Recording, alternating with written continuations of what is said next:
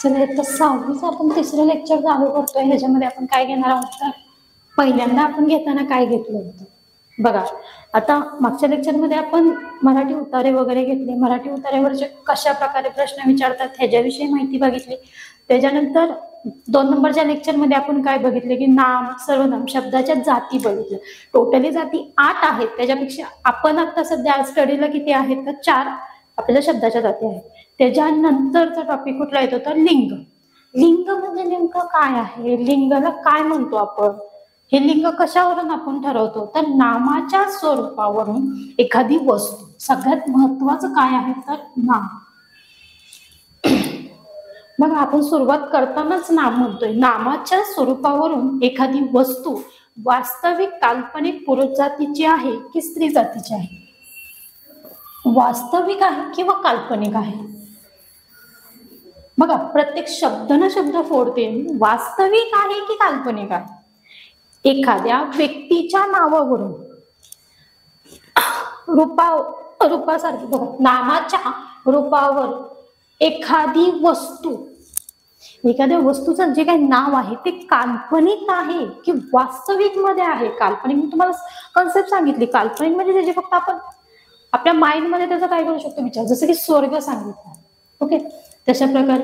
त्याच्यानंतर वास्तविक आहे. वास्तविक म्हणजे सध्याच्या अवेलेबल जी काय आहे त्याच्यामध्ये पुरुष जातीची आहे की स्त्री जातीची आहे. त्याच्यामध्ये पण पाहिजे की ती पुरुष जातीची आहे की स्त्री जातीची आहे, पुरुष जातीची आहे की स्त्री जातीची आहे, की दोन्हीपैकी कोणत्याही जातीची नाही किंवा दोन्हीपैकी कोणत्याही जातीची नाही, असे ज्यावरून कळते त्याला आपण लिंग असं म्हणतो. बघा लिंग म्हणजे नेमकं काय आहे की एखाद्या व्यक्तीचं नाव आहे. एखाद्या नामाचं जेव्हा आपण ती वास्तविक असो किंवा काल्पनिक असो, जेव्हा आपल्याला त्याचा बोध होतो की बाबा ती पुरुष जातीची आहे, स्त्री जातीची आहे की अन्य कोणत्या जातीची आहे, हे ज्यावरून कळतं त्याला आपण लिंग असे म्हणतो. लिंगाची कन्सेप्ट कळाली. त्याच्यानंतर लिंगाचे मुख्य 3 प्रकार पडतात. किती प्रकार आहेत 3. एक आहे पुल्लिंगी, स्त्रीलिंगी आणि नपुंसकलिंगी. पुढे आता पुल्लिंगी म्हणजे नेमकं काय, पुल्लिंगीची थीम काय आहे की नामाच्या रूपावरून पुरुष जातीचा बोध होत असल्यास, मला जे काही नाम आहे त्या नामावरून जर एखाद्या पुरुष जातीचा बोध होत असेल तर, एखाद्या पुरुष जातीचा बोध होत असेल तर त्या नामाला पुल्लिंगी असे म्हणतात. पुरुष जातीचा बोध होत असेल तर त्या नामाला काय म्हणतात तर त्या नामाला पुल्लिंगी असे म्हणतात. मग एखाद्या व्यक्तीचं नाव आहे त्याच्यावर आपल्याला कळते की हा पुरुष जातीचा आहे, तर ह्याला आपण काय म्हणतो तर ह्याला आपण नाम पुल्लिंगी नाम असं म्हणतो. पुल्लिंगी आहे बरोबर. नामाचं जे काही प्रकार आहे ह्याच्यामध्ये मी सांगते की एखाद्या व्यक्तीचं नाव आहे, मला जर ह्याचं कळत असेल की ह्याच्यामध्ये मला पुरुष जातीचा बोध होतोय तर पुल्लिंगी. ओके पुल्लिंगीचा अर्थ कळाला की पुरुष जातीचा बोध होत असल्यास तर काय येतोय पुल्लिंगी येतोय. आणि त्याच्यातनच रूपावरून जर स्त्री जातीचा बोध होत असेल, कुठल्या जातीचा तर स्त्री जातीचा बोध होत असेल तर त्याला आपण काय म्हणतो तर स्त्रीलिंगी म्हणतो. बघा पुल्लिंगी म्हणजे नामाच्या रूपावरून आपल्याला पुरुष जातीचा बोध झाला की पुल्लिंगी, आणि नामाच्या रूपावरून जर आपल्याला स्त्री जातीचा बोध झाला तर स्त्रीलिंगी. दोन्ही नामं कळाली. पुल्लिंगी कोणाला म्हणायचं, स्त्रीलिंगी कोणाला म्हणायचं. त्याच्यानंतर 3रा प्रकार येतोय की नपुंसकलिंगी. कुठला प्रकार येतोय तर नपुंसकलिंगी.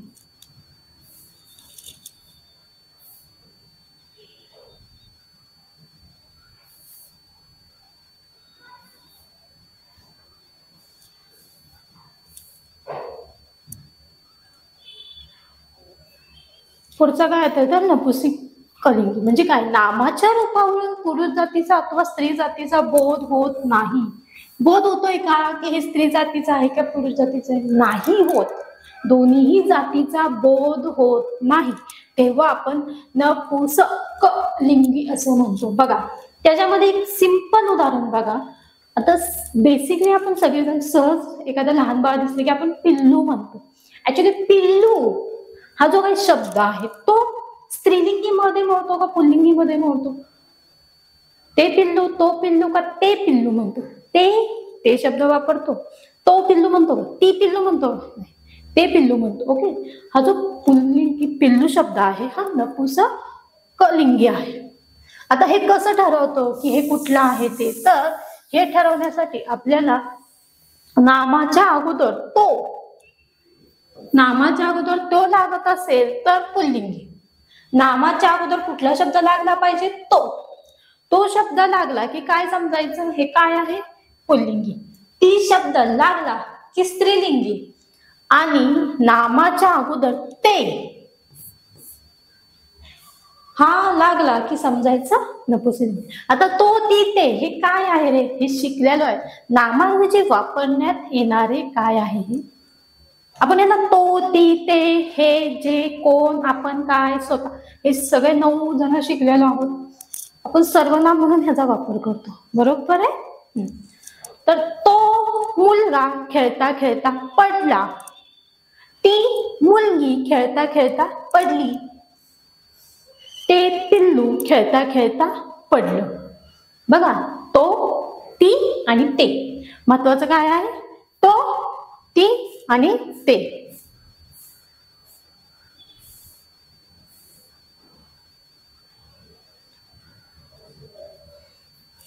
काय महत्वाचं आहे? तो, ती आणि ते. बघा, महत्वाचं काय आहे? तो महत्वाचा आहे, ती महत्वाची आणि ते. ह्याच्यावरून आपल्याला लिंग कोणते आहे हे समजतं. पुढे आता बघा, आता ह्यासाठी मी उदाहरणं घेतलेली आहेत. आता उदाहरण बघा, तो फळा, ती शाळा आणि ते झाड. आता माझ्या हातामध्ये पेन आहे. काय म्हणतो आपण पेनाला? तो पेन आणते, तो शब्द वापरतो. ओके, ते म्हणतो का ते पेन? नाही, शब्द वापरताना आपण काय म्हणतो? तो पेन. ओके, तो फोन का ती फोन?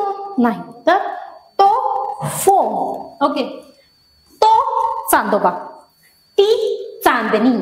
बघा, तो चांदोबा, ती चांदणी. तो कापूस, तो हिमालय आणि तो दिवा. बघा, नाव वापरतानाच मी कसं वापरले? तो फळा, तो चांदोबा, तो कापूस, तो हिमालय आणि तो दिवा. बघा, पुरुषलिंगी पुरुषलिंगामध्ये काय काय घेतोय की बघा, तो शब्द वापरलाय. तो फळा, तो पेन, तो चांदोबा, तो कापूस, तो हिमालय, तो दिवा. म्हणजे तो हा शब्द जिथं जिथं वापरणार तिथं पुरुषलिंगी शब्द येणार. आता ती शाळा, शाळेला आपण ती म्हणतो, ती शाळा. आता अजून काय म्हणू? ती गाय. बरोबर, तो बैल, ती गाय. बरोबर, ती रात्र, ती चांदणी, ती म्हशी, तो कप आणि ती म्हशी. बघा, कपला काय म्हणतो? तो कप, ती म्हशी, ती युक्ती. ते युक्ती म्हणत नाही, तो युक्ती म्हणत नाही, तर ती, तू जी काय वापरली ती युक्ती वापरली. ती करंजी, ती हा जो काही शब्द आहे, ती करंजी. ती चकली, ते चकली, तो चकली नाही, ती चकली, ती करंजी, तो लाडू, तो पेढा. बघा, ती करंजी, ती चकली, तो पेढा. आता नपुंसकलिंगी, ते झाड, ते हरिण, ते वरण, ते चित्र, ते कमळ.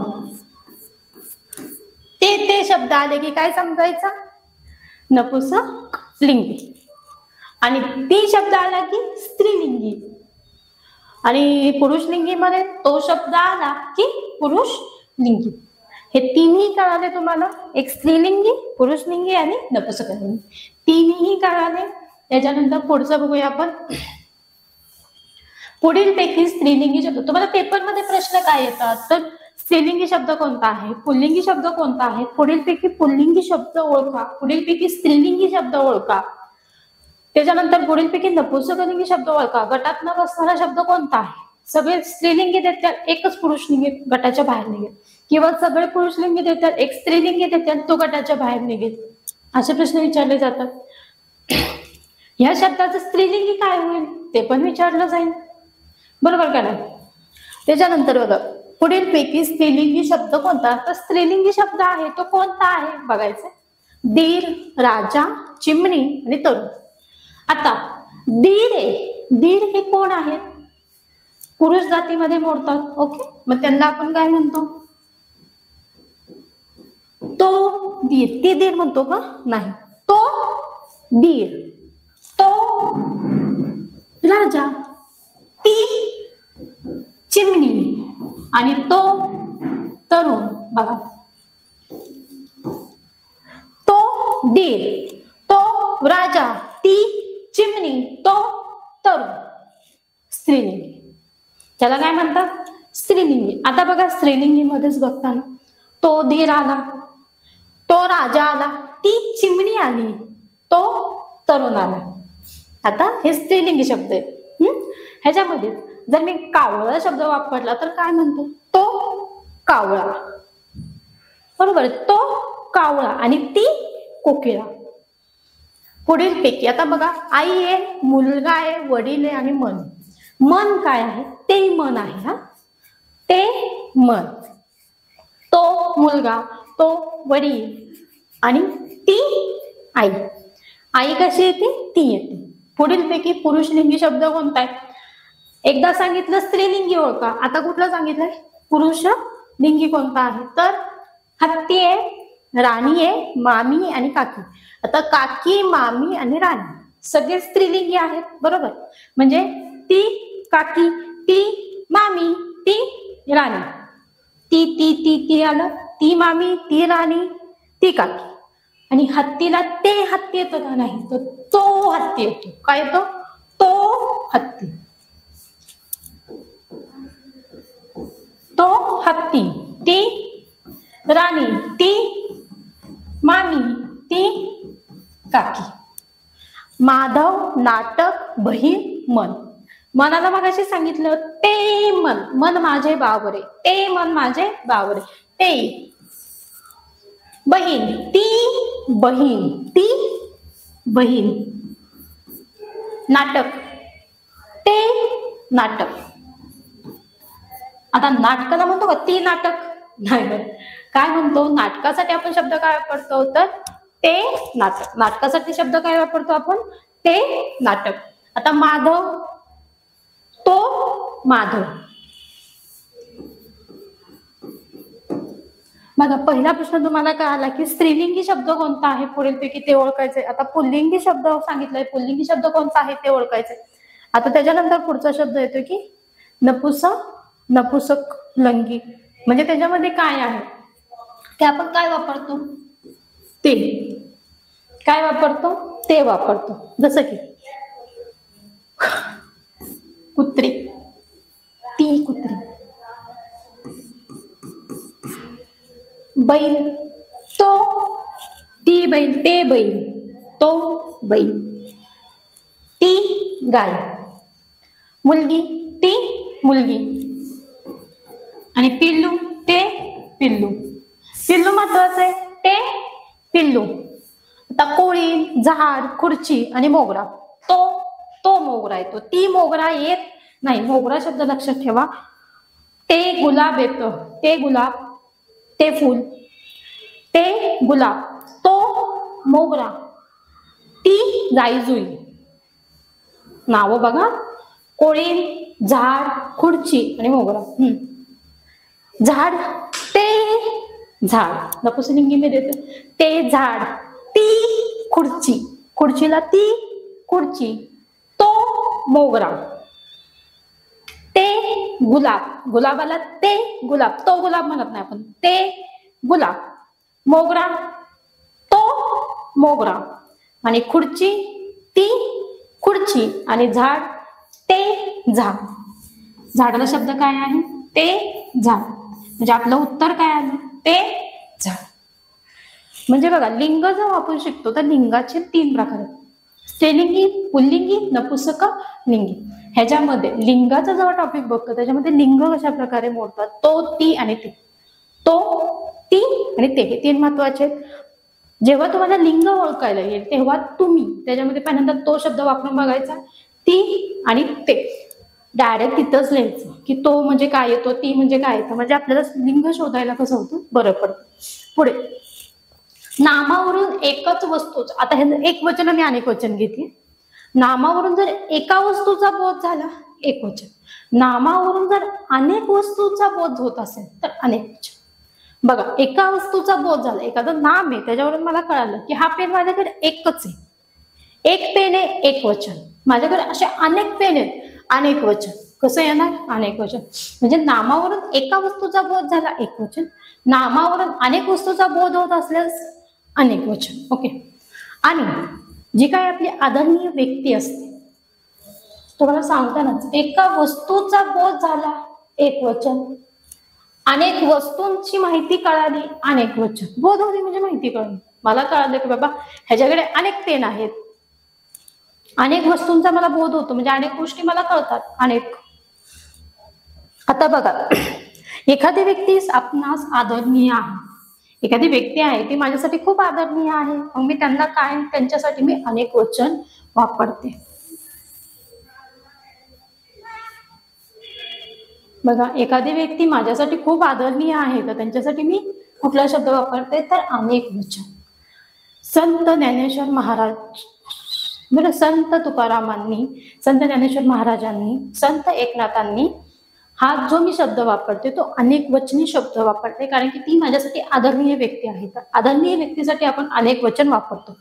ही कन्सेप्ट लक्षात ठेवा की जे काही तुमच्या आदरणीय व्यक्ती आहेत त्यांच्यासाठी तुम्हाला कुठलं वचन वापरायचं आहे, तर अनेक वचन वापरायचं आहे. पुढे आता हे नाम आहे, एक वचन आहे, अनेक वचन आहे, आपल्याला वाचताना कळतं. पण लक्षात ठेवायचं, जेव्हा आपण एक वचन आणि अनेक वचन जेव्हा कळतो तेव्हा एक शब्द म्हणायचा आणि अनेक शब्द म्हणायचे. जसे की रस्ता, रस्ते. एक रस्ता, अनेक रस्ते. एक झाड, अनेक झाडे. एक फूल, अनेक फुले. एक आणि अनेक हे दोन्हीही शब्द वापरून आपल्याला काय म्हणायचं आहे, तर एक वचन अनेक वचन करायचं आहे. जसं की ससा, एक ससा, अनेक ससे. एक मासा, अनेक मासे. एक बगळा, अनेक बगळे. एक बगळा, अनेक बगळे. एक पाखरू, अनेक पाखरे. बघा, एक ससा एक, एक मासा एक, एक बगळा एक, एक पाखरू एक, एक पिल्लू एक, कोकरू एक, फूल एक, हाड एक, नख, नथ एक, एक सासू. ओके. म्हणजे बघा, जेव्हा आपण एक एक उच्चार करतो, जसं की एक ससा, एक मासा, तेव्हा त्याचं आपण अनेक वचन करताना कसं होतं, अनेक मासे. डायरेक्ट शब्द वापरायचा नाही, मासे, मासा बी येतोय आपल्या तोंडून, बरोबर. मग म्हणताना एक आणि अनेक हे दोन्ही शब्द वापरून काय करायचे, एक वचन आणि अनेक वचन म्हणायचे आहेत. जसं की बघा, एक ससा, अनेक ससे. एक फूल, अनेक फुले. एक नथ, अनेक नथी. एक सासू, अनेक सासवा. एक लेकरू, अनेक लेकरे. बरोबर. हे झाले आपले एक वचन आणि इकडच्या साईडचे काय झाले आपले अनेक वचन. आता एक वचन आणि अनेक वचन करताना काय करायचं हे तुम्हाला कळलं. पुढे पेपरमध्ये प्रश्न काय विचारतो की खालील पर्यायातील एक वचन कोणते आहे.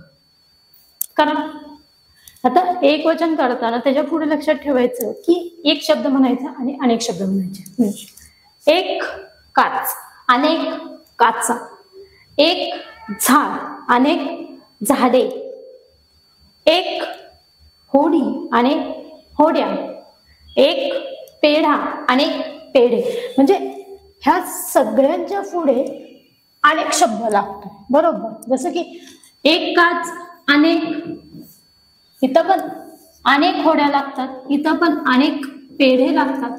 फक्त हे झाडच आहे ते एक वचन मध्ये मोडते, म्हणजे एक झाड. एक झाड, अनेक झाडे, म्हणजे एक वचन मध्ये काय आलं आपलं? झाड. एक वचन मध्ये कुठला शब्द आपला आला? झाड. पुढे सासू, नदी, नद्या आणि तारा. चला तेच चालू. एक सासू, अनेक सासवा, अनेक सासवा. मग इथं काय येणार आहे? सासू येणार आहे का सासवा येणार आहे? तर इथं सासू शब्द आलाय. सासू हा शब्द एक वचन आहे. सासू हा शब्द कसा आहे तर एक वचन आहे. नथी, एक नथ, अनेक नथी. एक नथ, अनेक नथी. इथं अनेक शब्द आलाय. नद्या, एक नदी, नदी, अनेक नद्या, हे अनेक वचन मध्ये मोडते. एक तार, अनेक तारा, अनेक शब्द. एक चांदणी, अनेक चांदण्या, न्या. तसंच हे सगळे जे काय आहे ते अनेक वचन आहे. आपल्याला सांगितलं एक वचन शोधायला, उत्तर काय आलं? सासू. एक सासू, अनेक सासवा. भाकरी, गुलाब, जबाब आणि हिशोब. चला, एक भाकरी, अनेक भाकऱ्या, एक गुलाब, अनेक गुलाब. ह्या दोन्हीचंही उत्तर तुम्ही काढायचं. कुणी काढायचंय? तुम्ही काढायचे की ह्यांचं उत्तर काय येईल, ह्याच्यातलं एक वचन कोणतं आहे आणि एक वचन कोणतं आहे हे तुम्ही शोधायचं आहे. सोपा टॉपिक आहे. त्याच्यानंतर येतात शुद्ध आणि अशुद्ध शब्द. बघा, सरस प्रश्न असतात की त्याच्यामध्ये शुद्ध शब्द कोणता आहे, अशुद्ध शब्द, खालीलपैकी अशुद्ध शब्द निवडा, खालीलपैकी शुद्ध शब्द निवडा. ह्याच्यावर आधारित तुम्हाला पेपरमध्ये प्रश्न येत असतात की शुद्ध शब्द कोणता आहे, अशुद्ध. आणि त्यासाठी शब्द संग्रह आपला जास्तीत जास्त पाहिजे, म्हणजे डेली आपण शब्द वाचले गेले पाहिजे. आता शब्द वाचताना सहज ही झाली आपली परीक्षा. हा शब्द शुद्ध आहे की अशुद्ध आहे, आणि ही झाली आपली परीक्षा.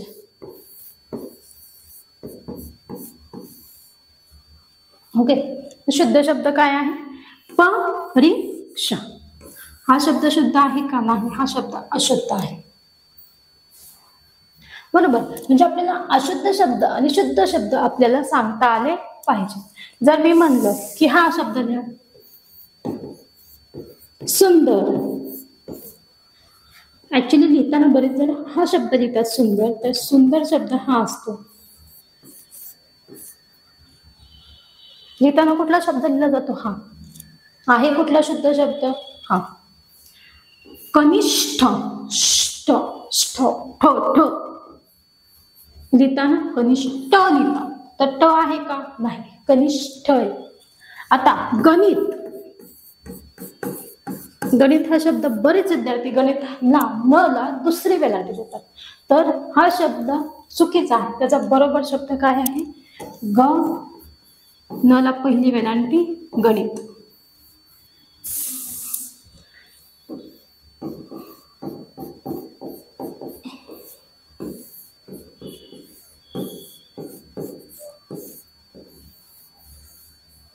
गणित न ला पहिली वेलांटी येते. ग नीत नाही रे, ग नीत येतो, ग नीत येतो.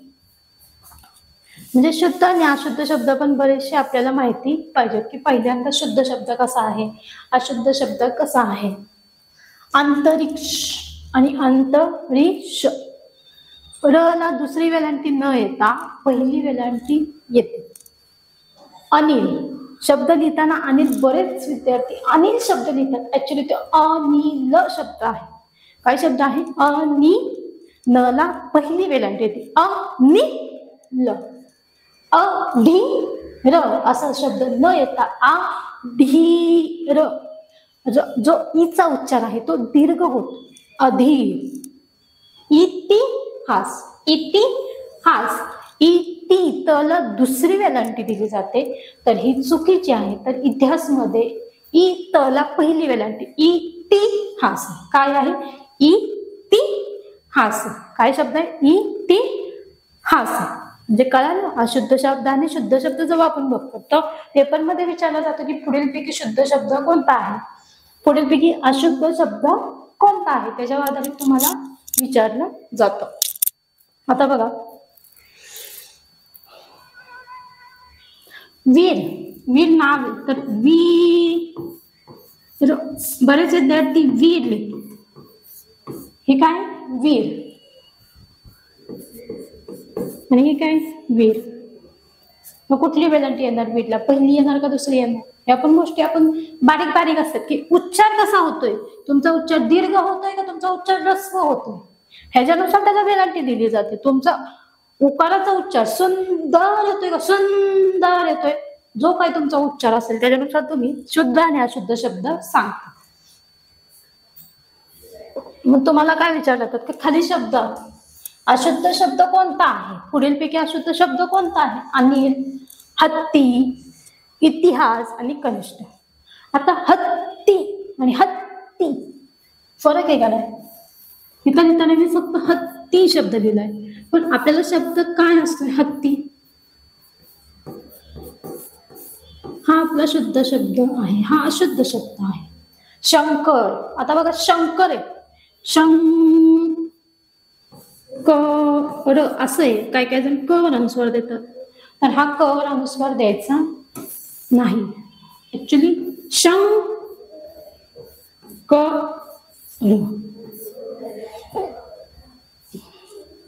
बरोबर आहे. दोन गोष्टी समजल्या तुम्हाला. पण तुम्हाला पेपरमध्ये काय विचारलं जातं, तर पुढीलपैकी अशुद्ध शब्द कोणता आहे, पुढीलपैकी शुद्ध शब्द कोणता आहे, ह्याच्यावर आधारित तुम्हाला पेपरमध्ये प्रश्न विचारले जातात.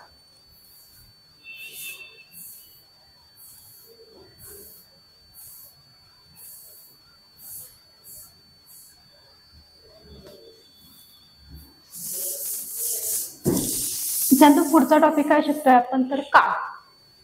त्यानंतर पुढचा टॉपिक काय आहे आपला, तर काळ. काळ कुठले आहेत? 3 प्रकारचे काळ आहेत. काळ म्हणजे काय? तुम्ही एखादी गोष्ट कधी घडली हे ज्याच्यावरून सांगतात ती वस्तू म्हणजे काळ.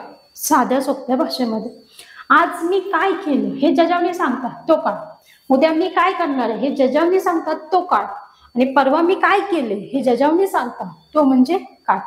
आज, उद्या, काल, परवा, नंतर, हवा, बघू, हे सगळे जे काही शब्द आहेत ते आपण काळानुसार ठरवतो. काळाचे मुख्य किती प्रकार पडतात, तर 3 प्रकार पडतात. किती प्रकार आहेत, तर 3. एक आहे वर्तमान काळ, भूतकाळ आणि भविष्यकाळ. काळाचे किती प्रकार आहेत? 3. वर्तमान काळ, भूतकाळ आणि भविष्यकाळ. बघा काळाचे किती प्रकार मोजले जातात, तर काळाचे 3च प्रकार आहेत. वर्तमान काळ, भूतकाळ, भविष्यकाळ. मी आंबा खात आहे, खाण्याची क्रिया चालू आहे. मी आंबा खाल्ला, खाऊन झाला. आणि मी आंबा खाणार आहे, भविष्यकाळ. मी आंबा खात आहे, वर्तमान काळ. माझा आंबा खाऊन झाला, भूतकाळ. आणि मी आंबा खाणार आहे, भविष्यकाळ. मला आज सुट्टी आहे, मी आज झोपणार आहे. मी झोपले आहे, मी झोपले होते आणि मी झोपणार आहे. हे सगळे जे काय ते आपण काळानुसार सांगतो. आणि ह्या काळाचे मुख्य 3 वर्तमान काळ, भूतकाळ आणि भविष्यकाळ हे 3 मुख्य काय करतात, तर प्रकार पडतात. आता वर्तमान काळामध्ये क्रिया आता घडत आहे. वर्तमान काळ क्रिया आता घडत आहे. आता जी काय आता माझी शिकवण्याची क्रिया आहे, वर्तमान काळ. माझं शिकवून झालंय, घडून गेलंय, भूतकाळ. आणि मी शिकवणार आहे, भविष्यकाळ. 3 काळ. आता मी क्रिया जी चालू आहे शिकवण्याची, वर्तमान काळ. मी काल शिकवून गेले, भूतकाळ. आणि मी उद्या शिकवणार आहे, भविष्यकाळ. हे झाले काळाचे आपले मुख्य 3 प्रकार. थँक्यू.